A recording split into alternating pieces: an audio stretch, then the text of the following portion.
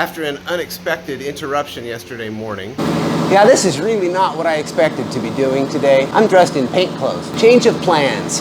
I'm now back on track. I'm in the DIY shower curtain paint booth with the fenders and the doors and the hood, as well as a few other internal components hanging from the ceiling. They are now freshly sanded after fixing what was an unexpected problem. Oh my goodness, are you seeing this right now? This is all Bondo. You've got to be kidding me. Who does that? I have fresh air blowing in from the rear, and then turning around here to the front of the shop, I have fans at the exit. We are sitting at a cool 76 degrees, which is just perfect at 5:30 in the morning in Utah. We're going to mix up some Summit epoxy primer and the epoxy primer catalyst. That's a 1-to-1 ratio. We'll use our Vitro HVLP gun fired out of air compressor with a dryer. We'll set that to about 50 pounds, recognizing that I can control the final air pressure at the gun. I have a fresh stack of tack cloth. I'm ready to walk through all of these components, get them cleaned up, and then hit them with the epoxy primer. These panels were all sanded using the dual action sander and 80 grit with follow-up hand sanding, mostly with 200, just because that was convenient. The panels are mostly clean of debris. They've been blown with compressed air to get the major dust off. That's after being washed with a pressure washer. So mostly what we're doing here with the tack cloth is getting some of that final sticky and typically very fine dust particle off. And it's coming off. It shows it. I knew that was going to happen, and I did it anyway. Genius. Great way to start out the day is making a mess. I done it anyway. Not a big deal, I suppose. If I go swap gloves. In fact, I'm not gonna wear gloves. I don't like them. They've served their purpose. They're all sweaty and yuck. And it's go time. You know, I gotta tell you, it's kind of a shame. Well, the most exciting thing in my life is getting up early to beat the sun and the heat and do a primer job on old pickup truck stuff. Is that a sign of a sad life? I don't know. I don't think so. I think it's pretty fun. I prefer it when Caleb will come out here and work with me and it becomes a family event. But I'm a realist and I do enjoy it myself, so we'll stay after it.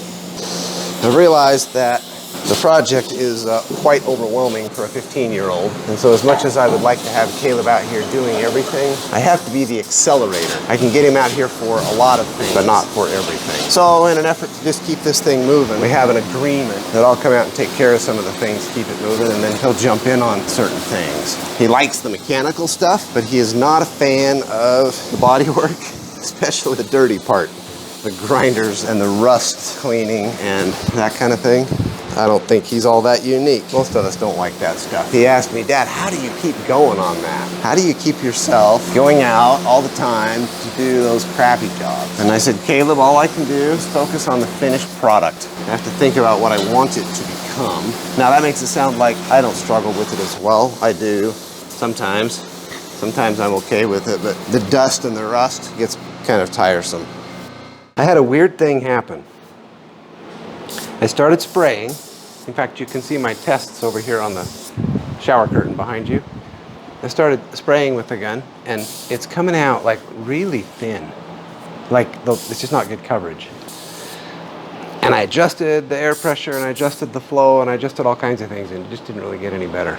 So I got it the best I could and decided to proceed, right? So I come over here, and I squirt this door.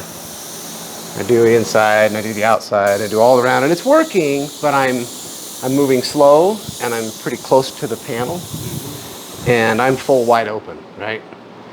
And I'm working my way through it, and I'm like, maybe it's just because the last thing I painted was paint, and the primer is different. I actually didn't prime before, Caleb did. And it is an epoxy primer. I'm doing all these gyrations in my head trying to figure out why it's so different. So then I come over to this door, and I start squirting. Make that 2 big runs. All right, got a little thick. Something just changed. What changed?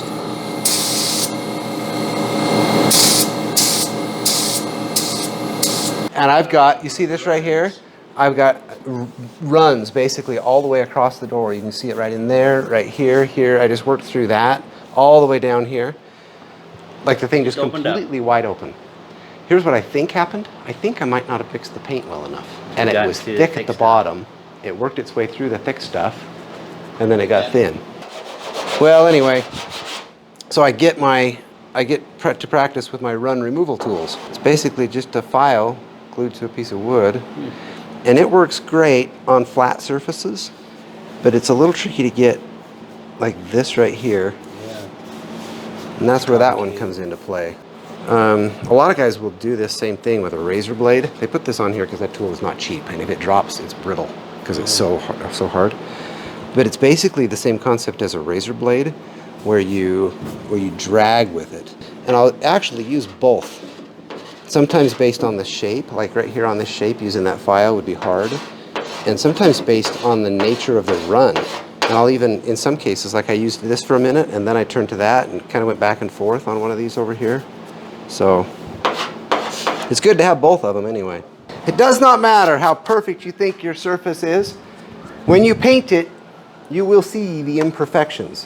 I'm back for round 2. The panels have been cleaned up. Hopefully all of the runs have been removed. Some of them got a little bit severe.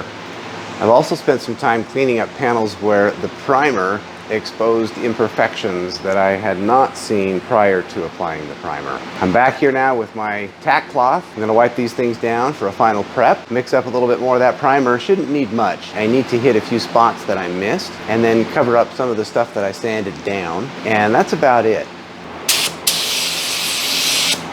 That's way better.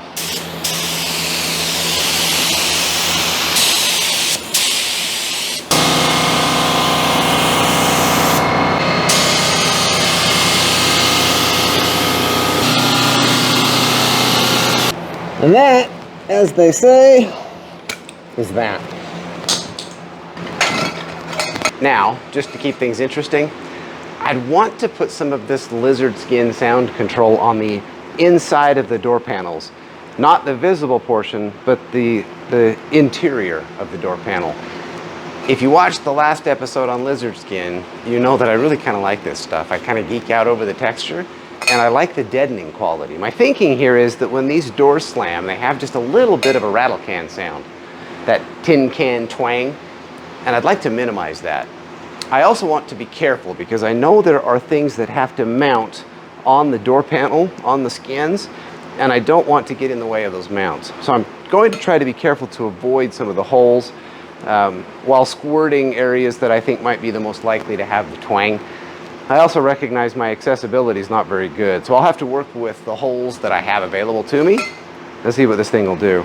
Supposedly putting it on over a relatively fresh batch of primer is best, and so no scuffing required. And my primer is fairly dull anyway, so theoretically, we can just hit it. This should be fairly quick, right? I have my mixing stick on the drill and a fresh gallon of LizardSkin Sound Control. I have the air compressor set at 70 pounds. Since this gun does not have its own regulator, that does matter. It's still going through the dryer, which may not be that really consequential here. This is a water-based chemical. You clean it up with water, you thin it with water. You're not supposed to thin it, but if you are going to thin it, you thin it with water. The instructions say to mix for 3 minutes. So I'll be back in 3 minutes. There's this handy-dandy squirt around corners nozzle. That might come in handy-dandy. We considered squirting the underside of the hood with this same stuff, mostly because of the sound deadening when you close the hood. You don't get a twang that way. You may know that from the factory, these hoods come with a layer of insulation on them anyway. So you do get some heat barrier out of it as well. So I kind of like that idea, but we went back and forth on the texture. We weren't sure if we wanted that textured look on the bottom of the hood, where right now it actually looks pretty nice. Kind of a nice flat shiny surface. We decided against that for now. And I guess for now means forever. Obviously I can only guess at how effective this will be. If the prior application is any indication, I'm optimistic. I have to assume the worst of the twang will come from this vicinity. This is the side of the door that swings, so it's most likely to have momentum. That panel on the other side is the side that's most likely to twang right there. So my focus is really in that vicinity right there. Well, it's a little difficult to get much video of what's going on inside of there. Can you see that? It's kind of cool. I know, I'm geeking out over the texture again. I do like the texture. But in this case, the texture won't be visible. It will just be pure sound control. What can I do to deaden the sheet metal twang? That's it for the primer. Other than some wet sanding, it's time for paint. I'll see you next time for that one.